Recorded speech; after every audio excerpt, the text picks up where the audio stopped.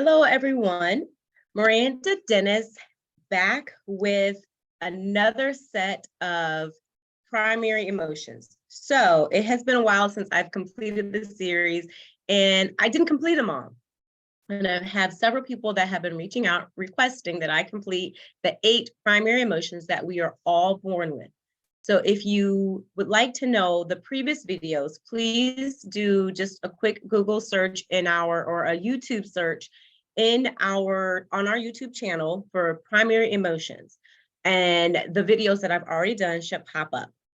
Today, we are going to be discussing the primary emotion of joy. Everybody wants to feel joy. So this is the emotion that people are most excited about. But as I have said before, we need all of the emotions that we experience because all of the emotions bring us information. It is our job to turn on our intellectual functioning, our higher order thinking, to determine if the emotion that we're experiencing and the information that emotion brings us is valid, real, true, fits the facts, that you have evidence for the way that you're feeling. So today we're talking about joy. Yes, yes, yes. Joy is one of the primary emotions that we are all born with. We're all born with joy. We don't always experience joy all the time. That's unnecessary. Nobody wants to, I'm just going to be honest, nobody wants to be around a person that's happy all the time. Really, nobody does. It can be annoying because there are things that happen in life that cause sadness. There are things that happen in life that bring up some anxiety. There are things that happen in life that bring up anger. And guess what? It is your job to personally determine when you experience those emotions if they fit the facts. Are they justified? Are you justified in feeling the way that you feel? You got to watch the other videos to determine if those emotions are justified. But today we're just going to talk about joy as a primary emotion. So let me give you a couple other words for joy, right? Happiness, pride,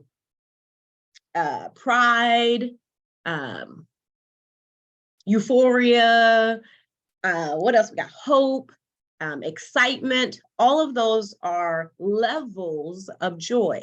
So just like anything in life, right? There are levels or intensity. So you can be at peace or calm, and that's a lower level of joy, or you can be ecstatic about something, and that means that is more intense of an experience of joy. Most times, especially in the counseling field, people come to me because I just want to be happy. I just want to be happy.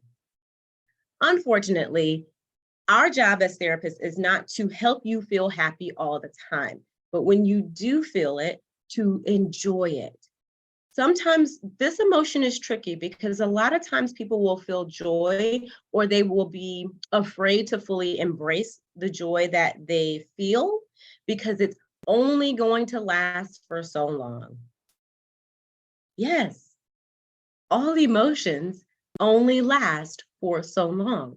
This is why we live life with a participating sense of awareness of what we're doing, what we're thinking, how we're feeling, because it all creates the environment and mood and space that we live in. And all emotions help us to make healthy decisions. So while you want to feel joy all the time, I'm sorry to bust your bubble. It's not possible, but you can feel peace and contentment versus feeling ecstatic all the time. You can feel delight or joyful or happiness, but to always feel happy is just not reality. Because if you've never felt fear, if you never felt, let's just stick with fear. If you've never felt fear, then you wouldn't proceed with caution when there's a dangerous situation. If you were always happy and thinking the best all the time, you may find yourself in really difficult, sticky, dangerous situations. So fear has a place, just like joy has a place. And our job is to live life in the moment with a participating sense of awareness and take all that we can, store it up, remember it. So when you're in a moment of sadness, yes, acknowledge the sadness and remember that there's joy on the other side, right? So what are some things that might cause you to feel joy? when you get a surprise, when you get a card in the mail, when you get a present, when you achieve something that you've been working really, really hard at. What you want to do when you feel joy, you want to notice where in your body do you feel joy? Are you smiling? Do you feel peace? Do you feel calm? Where in your body do you feel that? Take note of that. Remember that. You can even journal about that experience. You can journal about what happened. You can journal about how your body feels. You can journal about the thoughts that you're having to enjoy that moment. Because emotions are like a wave. They come and they eventually will recede. So the way that you can utilize the information you journaled about, the information the emotion brought you, how you felt during that time, is when you're in a fearful situation or when you are in a sad situation or moment, experience those emotions and turn on your intellectual part of your brain, your higher order thinking, and remind yourself, life isn't always like this. Life, I'm not always in the valley. I haven't always been fearful. I'm not going to always be fearful. I'm not going to always feel sad. I can get back to joy because I've experienced it before and I know what it feels like. So even though I'm here, I know I can get out of this space. The key is paying attention to the emotion, paying attention to the information. So if you have not watched the video that I did on the 3 jobs of emotions, make sure after this video that you go and watch the 3 jobs of emotion, because every emotion that you experience has a job. And until you understand what that job is, that emotion is going to keep coming up over and over and over. Joy is a little bit different. Because like I said already, most people want to just keep that emotion around forever, and it's just not possible. But what you can do is capitalize on that, and you can take that experience to utilize it to remind yourself. Because here's the thing, I know I've said it multiple times in other videos, but your voice is the most powerful human voice you will ever hear. So no matter if you are in a sad space, no matter what people are saying to encourage you, if you don't encourage yourself, if you don't put your voice and say, yes, I'm sad, because we want to acknowledge our emotions. I'm sad because of whatever, label it, say why you're sad. And I know that I'm not going to always be in this space. I know that I can get back to a space of joy.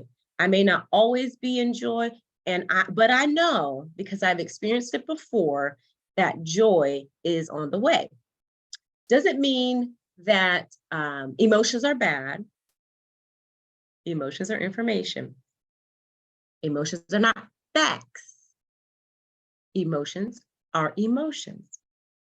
They are stored in our lower brain hemisphere. So it's close to where our memory is, right? So in the amygdala is where a lot of our emotions are housed, which is right next to a little part of our brain called the basal ganglia. And that's where our habits are formed. So part of the reason I'm saying is when you are in the moment of joy, when you're in the moment of peace, when you're in a moment of contentment, it doesn't have to be extreme excitement. Remind yourself, journal. What does peace feel like? Because sometimes we forget that it's okay to just be content. And don't mistake contentment for, I don't feel anything. You always feel something. So get out of that trap. Get into the place and position of being able to label your primary emotions, label your secondary emotions. I talked about that in previous videos, so make sure you go back and watch that. But a brief synopsis. For an example, some of the emotions that I listed already: calm, peace, excitement, eagerness, pride. Those are secondary emotions and different levels of intensity, and the primary emotion is joy. When you're able to differentiate and label those emotions, you won't always be stuck in trying to achieve this, I have to be ecstatic, I have to have joy all the time. You'll learn that I can be at peace, I can have calm, I can be content. And it's not the same as I'm just numb, I'm not feeling anything. Label your emotions. Why is that important? So you know how to cope with them, express them, deal with them, share them. If you personally can't label your own emotions, how do you get the help for what you need when you need it? Okay, that was a little side tangent. So let me get back to the basal ganglia. So the reason that I want you to journal, live life with a participating sense of awareness, take in that emotion, journal about how you feel is because, like I said, your basal ganglia is where our habits are formed, which is right next, very close to where our emotions are in our brain. So when you're having a really intense emotion, that gets cemented in your memory and you begin to form habits because, again, the basal ganglia is very close to where the emotional part of our brain is. So sometimes it's hard to remember when you're upset, when you're angry, when you're sad, when you're frustrated, that good times have happened.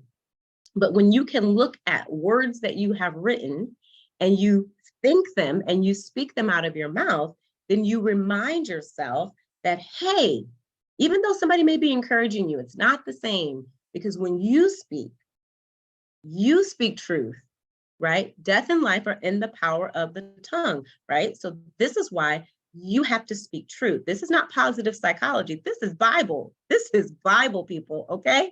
The Bible said it first. Death and life are in the power of the tongue. Neuroscience confirms that by telling us our voice is the most powerful human voice we will ever hear. And the while that works is because you have to know that the way you're feeling is so cemented to your behaviors out of memory. And the way you get out of that, see, this is why therapy and prayer, scripture and skills are important. Because you can quote scripture all day long, but if you don't have any knowledge or understanding of the why, it won't stick. So here's the why, right? So when you speak and you remind yourself, you know what? This is my emotion. It's not a fact. I'm not going to be in this space forever. And this is why, because I have evidence that I have written down from my own personal experience. Nobody else had to tell me. I have seen it happen in my own life for myself, and I speak into existence. I may be sad now, and I am not going to be in this place forever because my joy comes in the morning, because God is with me, because I have accomplished this today. I got out of bed today. I have breath in my body. I have use of my limbs. Whatever it is, write it down. Go back to it.